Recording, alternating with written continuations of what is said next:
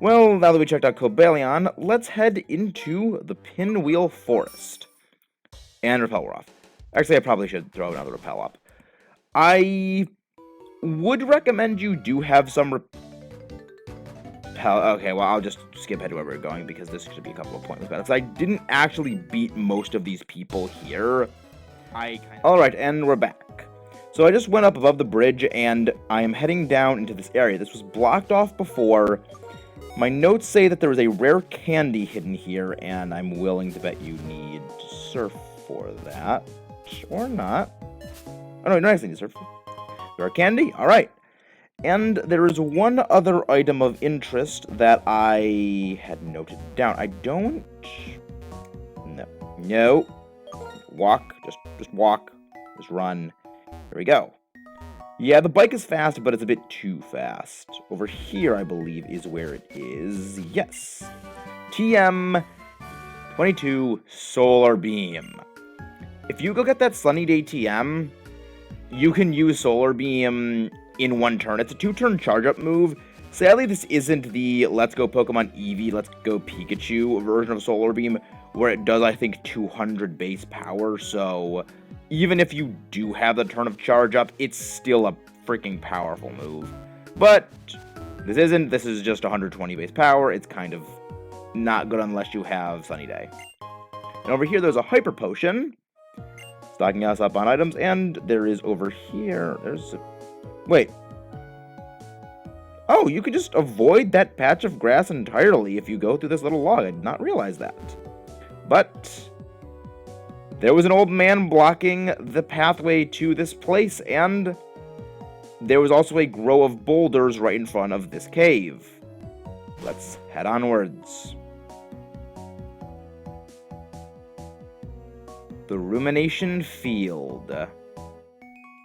And what do you know? Another one of Cobalion's cohorts.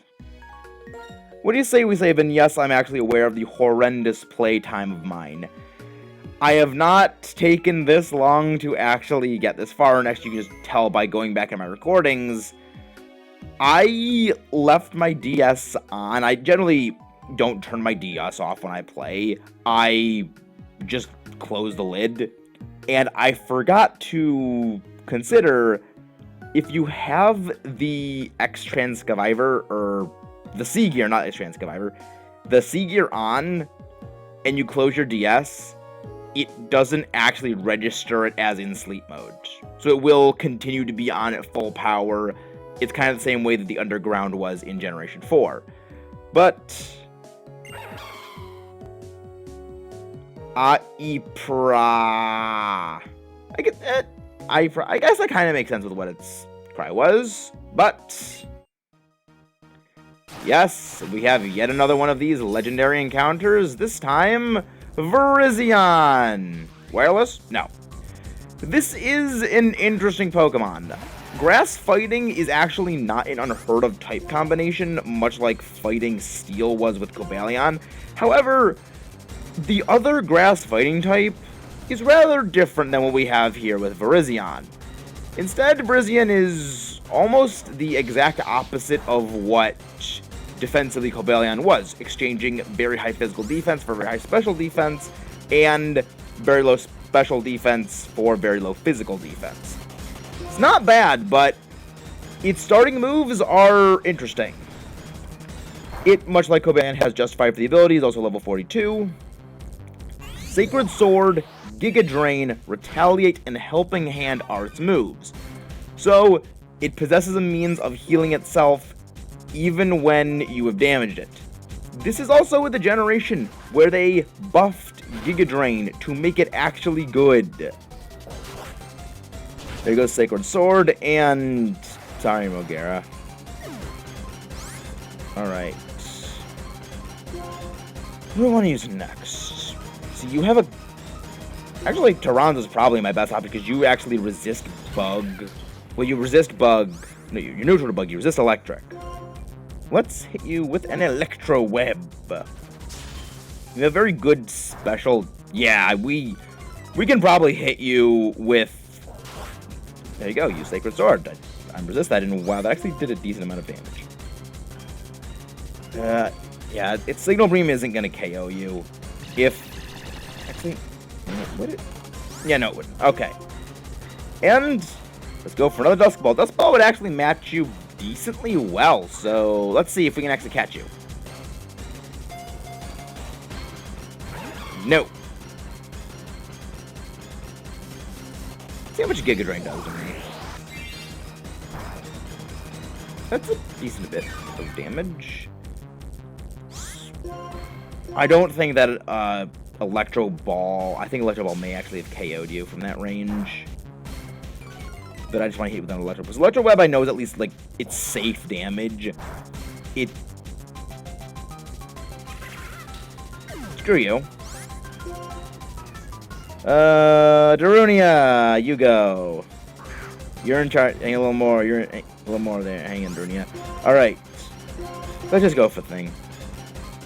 Much like with Cobalion, if this goes on for too long, I might just skip ahead to the end of the fight because we actually have a lot of ground to cover in this video. This is the last stop on the list of stops I wanted to make before our preparations. Yeah, it kind of came and went. I was thinking this would actually be a lot longer. What, more than, what, like 5 videos? Maybe even 4, depending. Maybe 6. I would think this would be a lot longer, maybe 8 to 10, because it seemed a lot larger just writing everything out. You know, a whole piece of lined paper was completely full, except for like maybe 4 or 5 lines, which is blank for spacing, but wow, that was over quick.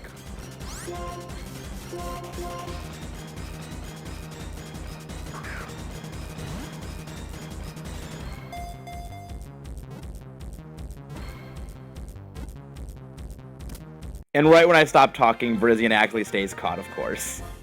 The throw that was going to be on the one that we skip is the one that catches it, of course. That just... Let's play Curse.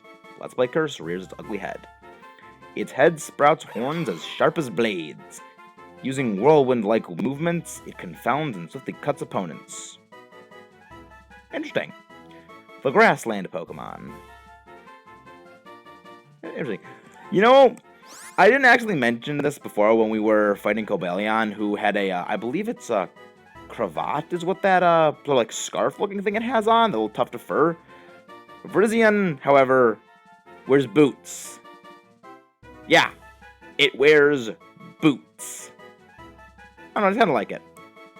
That was before people actually start saying, oh, you know, it's female, so it makes sense. No, the Three Musketeers... or rather the Swords of Justice, as they are known here, are based on the Three Musketeers from that story, the Three Musketeers. Virizion is based on Aramis, the most effeminate of the three, so it actually is based on a guy. So, yes, it actually... yeah. Stupid encounters. You know what? Yeah, you're not a stupid encounter. I like Battle Well. But I deposited Water Wings, so I will see you guys outside at our next stop. Because now that we have caught Virizion, we don't really have much left to... I'll just get out of here. I feel like at this point, if you get your bike stuck in sand this deep, you just give up on the bike. Anyways, we have arrived back at the Desert Resort, and more importantly, the place where we are heading towards is the Relic Castle. Of course, as we've already been over, this is where Team Plasma told us to meet them. Or rather, this is where they told us to go look for the second dragon. Maxis. Stop, Maxis! No. I want to keep moving on. Don't hold me back. Yes, I know this is the entrance to the Relic Castle. I've been in here before. You're impressive, making it provided. You know, that's kind of bad if with all of the sidetracking I did, catching 2 legendaries, finding Team Plasma's secret base that was probably not even a mile away from our house, going in no less than 3 different caves. Wait, do we actually go in 3 different caves? It's Chargestone. It was only 2 caves, because it was Chargestone, we didn't go to Chargestone Cave, we went to Mistralton Cave and Wellspring Cave. So there's only 2 caves, so no, there's not even 2. Not even 3. Yelling Desert Resort's Pokemon took longer than... You're pathetic, Sharon. Like, I'm sorry. I don't like to say people are pathetic, but if it took you that long to get through the Pokemon in the Desert Resort, I kind of question your abilities as a Pokemon trainer. Just saying, you know. I have very, very little hope for you as a person. But we have entered the Desert Castle, or the Relic Castle. I always call it the Desert Castle, because that's always what it reminded me of. Because it's not really, like... There's another place that's very much associated with a relic in this game, and I just prefer to refer to this place as the Desert Castle, because that's kind of what it is to me. I mean, it's a castle, and it's in a desert, so I always just call it the Desert Castle.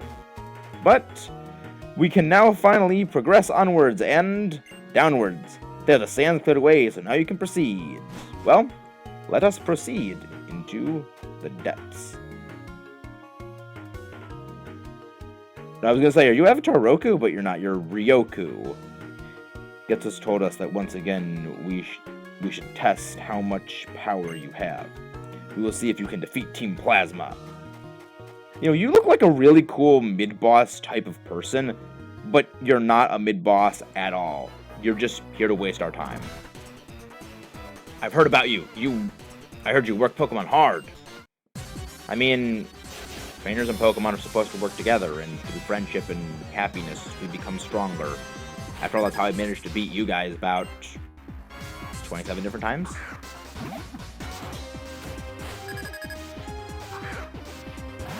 And yes, I'm just gonna let you guys listen to this music even if I'm not actually saying anything, because I love it. I forgot to reteach Rock Slide. I think it doesn't really matter because I can just acrobatics your face in.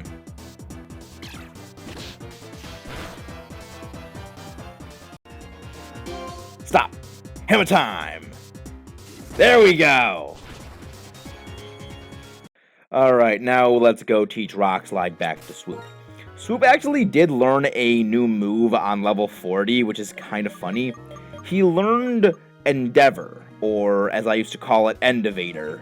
My brother and I, we used to pronounce Pokemon moves very, very poorly. Like, we used to call it, like the move Extrasensory, we always used to call Extrasenary. I don't know where we got our pronunciations from, or whether we just don't know how to read. But as for Endeavor, this is a move that will cut the opponent's HP down to whatever yours is.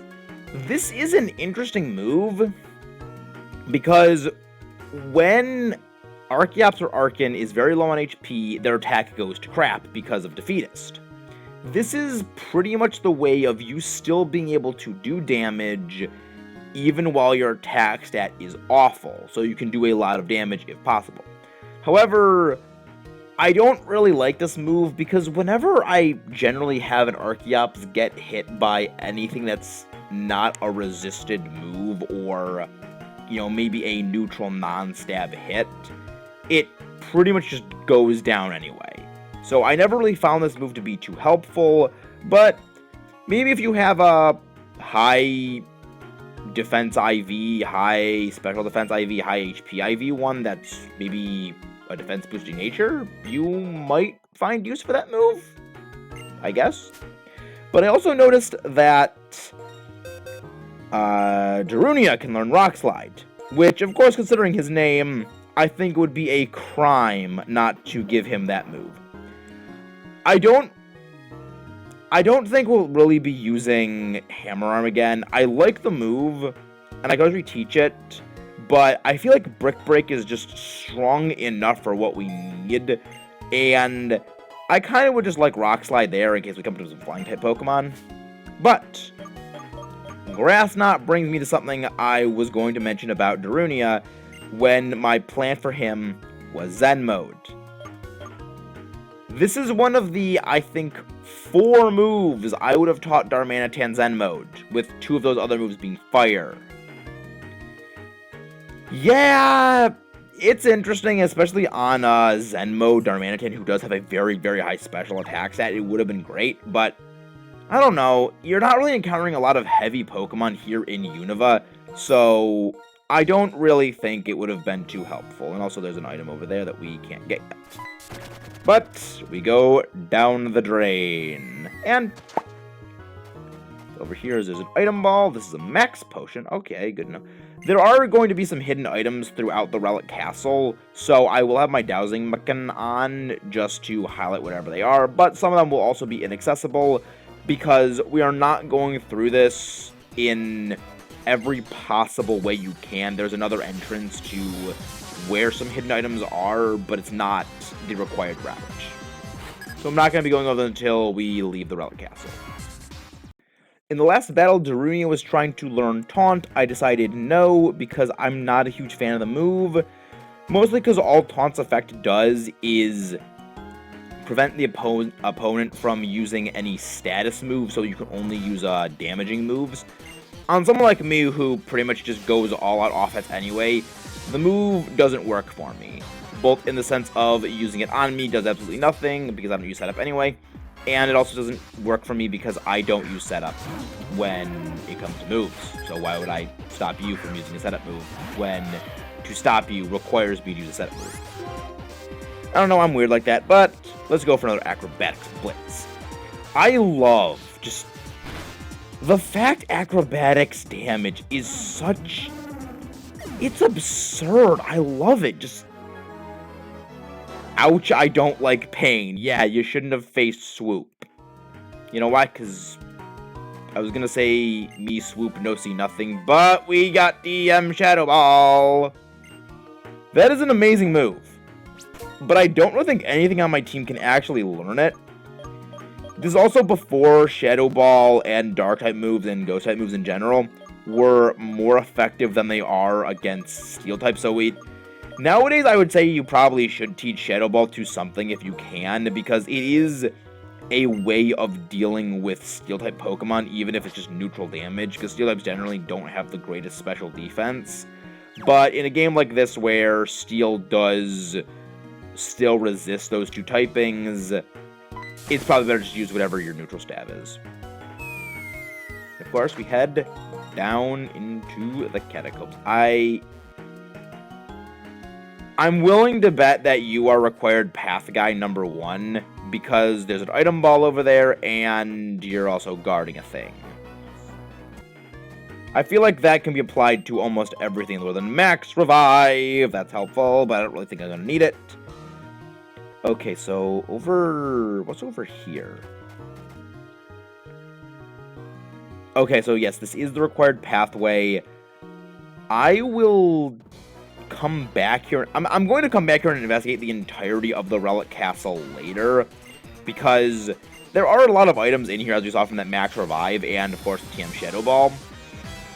But again, this is kind of important for the story, and I think to go exploring the entirety of the cave, you actually have to leave and then go through the entire thing again and again. And I think you have to do it, I think, 3 times. And not to spoil anything, we are going to be coming back to the Relic Castle in post-game, because even now there is still stuff to have to go back to, because Unova is the most non-linear Pokemon game, even though it's a giant circle.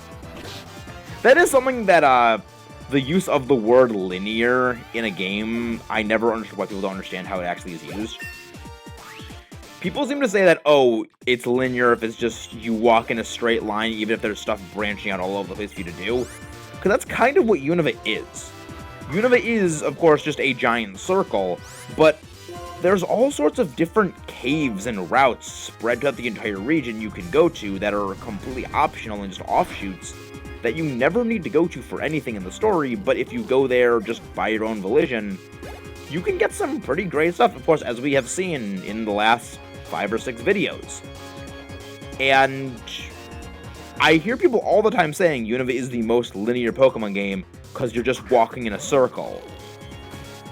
Well, is a game where you're just walking in a circle any more or less linear than you gotta take this convoluted pathway around a region, but you're basically being funneled in a specific direction every single town, and you can only come in one way and leave one way, and the same for every other town. Some of that is no more or less linear than just, walking in a circle. But at the very least, this one, you have all kinds of different pathways you can go to just side things. And let us head down before I make another rant. Okay, I think that is a ledge to jump down, and it looks like we do have a double battle coming up, so I want to have a little double fun. Actually, we know Soup is already pretty high in the level, so I don't really think I want to give him too much more over-leveling. You know what, Mogera and Duri, that's a dream team. The physical powerhouse dream team of Doom. I want to. That's gonna be a fun team. Wait, we fight for the. Wait, no double battle. You killed my fun. I want to have a double battle. Screw you. Why did you not double battle? They had two grunts arranged next to one another. That generally means double battle. What the heck? Aw. But I like double battles. You know what? I can't even be a double battle, but I'm just gonna use rocks on you because I want to feel like I'm being clever with double battle tactics. Screw you, you survived that.